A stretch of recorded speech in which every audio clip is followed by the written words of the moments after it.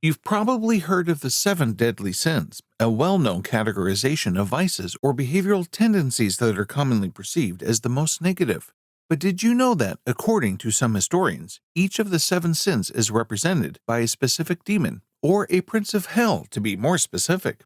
While many various categories of demons have existed throughout the years, the Seven Princes of Hell, published by a German bishop named Peter Binsfield, is one of the most well-known. He was a well-respected man of his day, exceptionally clever, and extensively involved in witch hunts. His writings on witches and demonology are still some of the most relevant to this day. However, his most renowned work was his 1589 classification of the seven princes of hell. He attributed one demon to each of the seven deadly sins in his work, and this list has become the most generally used categorization of the seven princes and princesses. Let's list them down. Number 1. Lucifer. The first of them is Lucifer, who symbolizes the original and most terrible of the seven deadly sins, pride. Lucifer was one of God's first creations. He was supposed to be the most powerful and bright angel, as well as the peak of wisdom and beauty. Lucifer was disappointed with his father's liking for the new creatures known as humans, as well as his father's inclination to spend time with his own family and more time nurturing them. This, coupled with his enormous pride, caused him to believe that he would control heaven, and so he was tossed down and demonized when his rebellion failed. A constant warning of the risks that arise when one allows pride to dominate them. Lucifer is regarded as the most powerful of all the demons in hell, and also the supreme ruler of all demons. Some think he is the ruler of the seven princes, and these narratives frequently assume Lucifer and Satan are the same person. Other classifications disagree, seeing Satan as the figurehead of hell, separate from Lucifer. Number 2. Mammon. The second demon Binsfield mentioned is Mammon, whose name roughly translates to mean money, and I'm sure you've guessed, he is the embodiment of our next sin, greed. In Scripture, Mammon is not necessarily a literal creature, but rather a notion associated with money, riches, and greed. Over time, this began to change, and it was during the Middle Ages that Mammon became more than just a concept. He was personified as the demon of greed in numerous works of art and literature, and thus some scholars began to classify him as one of the princes of hell, who would enslave those who were driven by greed and the accumulation of wealth.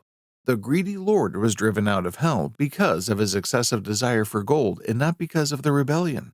Mammon is also recognized as the father of Plutus, the Greek god of wealth, and the inventor of alchemy, specifically the process of making gold. It is stated that his power of greed is so great that innocent men might be lured into it and corrupted, forcing them to focus on amassing material wealth rather than qualities that they can carry with them to heaven's kingdom. Number 3. Asmodeus. Asmodeus symbolizes the sin of lust. The majority of our knowledge about Asmodeus comes from the Book of Tobit, as well as several Talmudic legends such as the building of the Temple of Solomon. Many regarded his position as spreading lust across the country, from commoners to kings and queens. No one was safe. In the Book of Tobit, he falls in love with Sarah and forbids her from marrying anyone else. He also murdered 7 of her husbands on the night of their wedding, just before they could smash. Tobias, the 8th husband, was fortunate enough not to experience a similar fate. He was able to resist the demon by following the advice of the archangel Raphael. When Asmodeus came to see them that evening, the smell of the fish's heart and liver led him to flee, when he was later bound by Raphael. Asmodeus has multiple contacts with Solomon in the Talmud and the Testament of Solomon, and there is a verse that recounts his marrying Lilith and taking her as his demon queen. His appearance can vary, but most of the time we see a part man, part animal hybrid. Number 4. Leviathan. According to Binsfield, the 4th demon prince was Leviathan, who personified the sin of envy. This one may appear strange because most people associate the Leviathan with a massive sea monster, not something you'd expect to find in hell. It was thousands of interpretations and implications in other religions, but Binfield's association with jealousy and the princes of hell is a Christian concept. It was believed to have been born during the last stages of the rebellion. When Jophiel observed the Leviathan approaching the moon with the intention of consuming it, she picked up her sword, and with a mighty swing, she burst through the Leviathan's allegedly impenetrable hide, diverting it off its course and forcing it to flee. The Leviathan portion of the onslaught was said to have fallen at the same time Lucifer and his army of rebel angels were defeated and driven out of heaven, shattering into the abyss.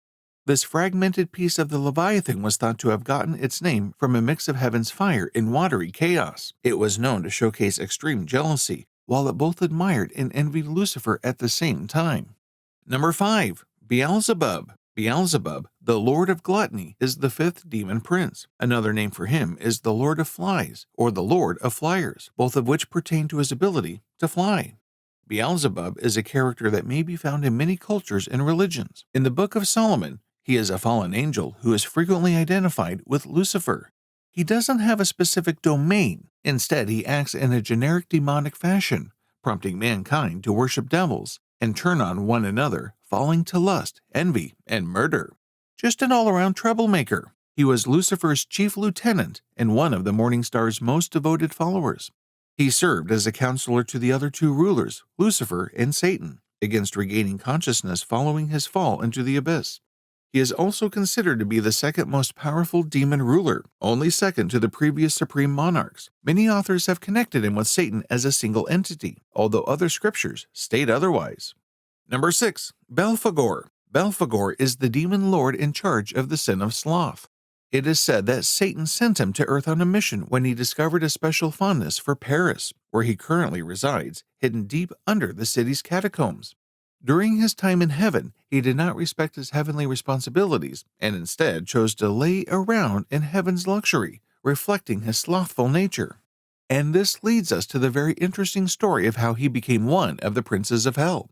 Belfagor did not initially support Lucifer, nor did he fight on God's behalf against the rebellion. Instead, he preferred to remain inactive during the conflict. So as a result of his father's punishment for refusing to join God's side and remaining passive, he was hurled down to hell with all the other rebel angels, becoming the archdemon of sloth. Binsfield saw him as the king of laziness, and although he has a point, there is more to this character. You wouldn't be wrong to argue that he is better suited as the prince of manipulation and deceit. Belphegor has numerous forms, choosing whichever one he believes would persuade his victims to follow his will. He seduces and manipulates humans into heinous acts that will make them wealthy, like giving a whisper or a nudge in a specific direction that leads to amazing discoveries. But when they are completed, Belphegor snatches away their money and esteem. Number 7. Samael. The last prince of hell is undoubtedly the most well-known, Satan, or Samael, the Lord of Wrath. He was previously an arbiter in heaven, one of the angels responsible for assessing humanity's allegiance to God. When God created mankind, Samael punished it, informing his fathers that the humans were flawed and sinful and hence undeserving of the honor. This was also one of the reasons his devotion to God faded. During the revolt, Satan was beaten by Michael and plunged from heaven into the abyss, leaving behind the red burning vision of hell that is frequently described in many writings. He then turned into an accuser of humanity, testing their morals and punishing them for succumbing to their sins. As one of the supreme demons in hell, he and the other two supreme monarchs, Lucifer and Beelzebub, made it their mission to show to God that his greatest creation is not as great as he declares to his angels. So these were the 7 princes of hell. Which has the most control over you, Asmodeus or Belfagor? Let us know in the comments. We'll see you next time. Till then, stay mythically mad.